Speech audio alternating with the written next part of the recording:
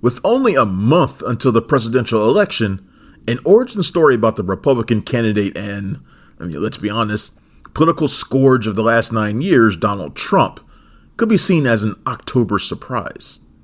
Trump's people have fought hard to keep Ali Abbasi's controversial The Apprentice from releasing anywhere for that very reason.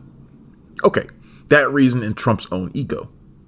But failing that as they have due to Briarcliff Entertainment swooping in as distributor, the film paints a Frankenstein-esque portrait where Donald is the egotistical money monster created in a lab of infinite corruption by the notorious Roy Cohn and his father, Fred Trump.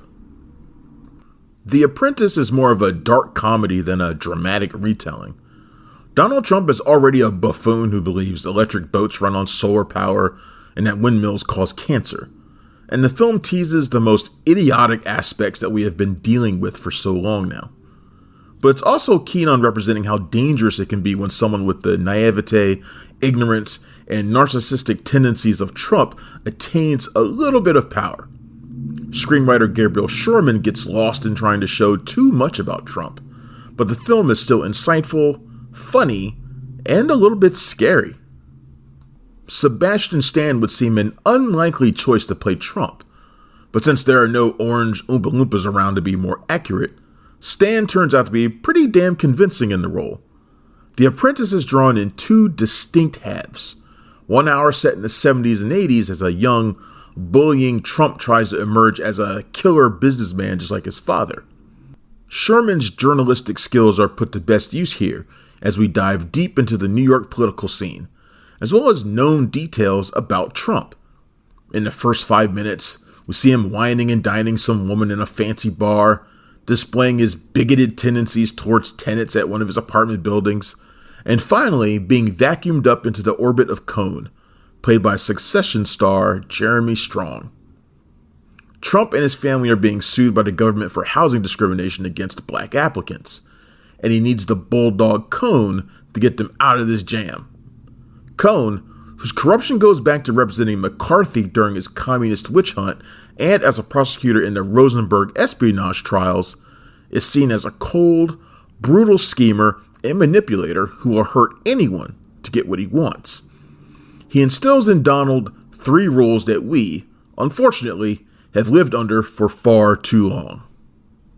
1. Attack, attack, attack. 2.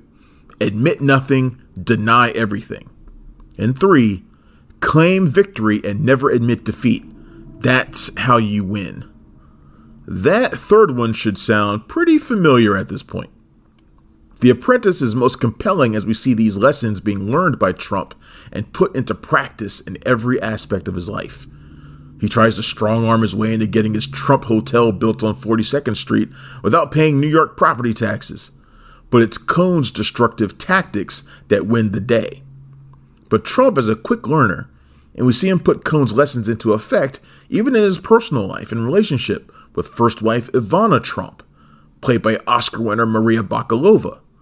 As someone raised by his demanding father and groomed by Cohn to value money and power above all else, Trump tries to buy off Ivanka with a signing bonus just for marrying him. It's an attitude that will be repeated in all of Trump's relationships with women he has paid off over the years. The second half of The Apprentice is less focused and less perceptive, but it's also the part that Donald Trump probably hates the most because it unabashedly is there to make him look like an idiot. With Cohn ailing and Trump the epitome of Reagan-era greed is good capitalism, the dynamic has shifted. Sherman's screenplay pokes fun at the origins of MAGA, Trump's reported liposuction surgery and hair plugs, his pill popping of amphetamines, and even his orange-hued skin. But we also see how gross of a person he is on the inside, including the notorious, much-talked-about scene where Trump sexually assaults the wife he's just told he no longer finds attractive. During all of this, Trump is looking to build his Trump Tower monstrosity and begins to entertain the idea of a political run.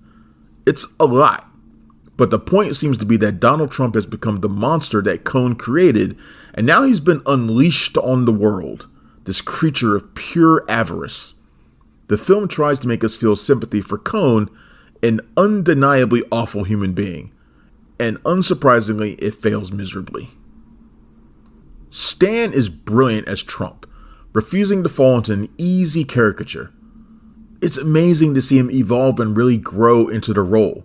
It's Stan's finest performance and should have people talking this award season. In the beginning, he doesn't look much like Trump, but later it's stunning the resemblance. He has the hand gestures, the head movements, the emphasis on words like loser that we've all become so accustomed to hearing.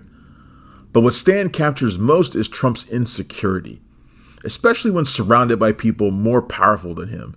He shrinks away from them and pumps himself up around those he deems weaker. Trump is a con man through and through, but the biggest con he's pulling is on himself. At one point, he was a flawed guy who had the capacity to pretend affection towards others. Later, that aspect of himself has been burned away by shameless self-promotion and sleaziness. Strong's take on Roy Cohn is similar to his Kendall Roy. At times oddly robotic and unblinking, it can seem like Cohn doesn't care, but deep inside he's figuring out the best way to destroy everyone in the room. But Cohn is also painfully lonely. As a man who considers himself a shark, Cohn hid his homosexuality from most people, and that made him very reserved. It also made him kind of timid later when he needed help from Trump and other people he once looked down on. Trump is what a twisted version of the American dream looks like. Everything about him is a con. The braggadocio, the business acumen, the way with women, and most especially the patriotism that he and Cohn espouse. Only in America and only during that particular time in our history, when we celebrated wealth and celebrity more than anything else, could a man like Trump rise to power. I wish he hadn't jumped from his apprenticeship under Cohn to the power-mad mogul we know him as now. There's a lot of unexplored territory in between that would be fascinating. So your enjoyment is likely going to depend on your feelings about the former reality TV game show host. If you like him, you'll probably think Trump is a victim and that Apprentice is unfair to him.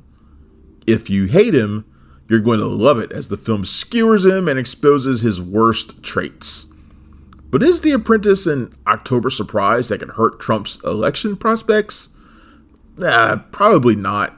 But Trump's going to be pissed anyway and probably threaten legal action. Again. My suggestion is to see it while you can because it might not be around for long. The Apprentice is in theaters now, and it gets a 3 out of 5. Thanks for checking out the show. If you like what we're laying down, please subscribe to our channel and click the bell to receive notifications for all of our latest stuff.